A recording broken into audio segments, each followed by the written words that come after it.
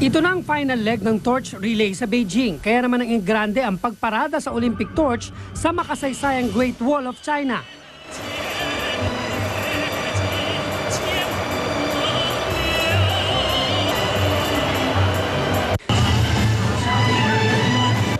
Sa bisperas ng 2008 Olympics, dama na ang excitement. Dagsa ang mga turista sa Tiananmen Square. Todo higpit ang seguridad para hindi makalusot ang mga may planong maghasik ng gulo.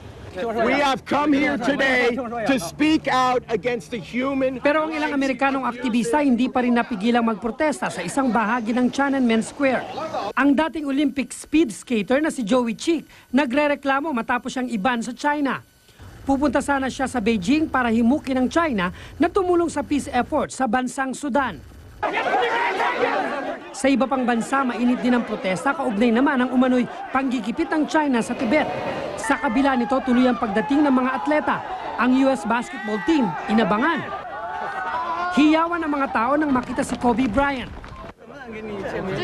Ang batang ito, pinagmalaki pa ang autograph sa kanya ni Kobe. Bukod sa mga atleta, isa-isa na ring nagdatingan sa Beijing ang mga pinuno ng iba't ibang bansa. Binati sila ni Chinese President Hu Jintao. Bago naman pumunta ng Beijing, pinuna ni US President George W. Bush ang pagbibilanggo ng China sa mga religious, political at human rights activists nito.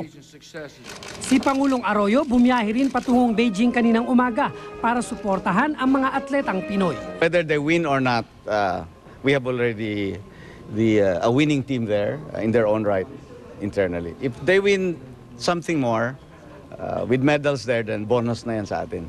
Cesar Apolinario, Nakatutok, 24 Oras. Balik po tayo.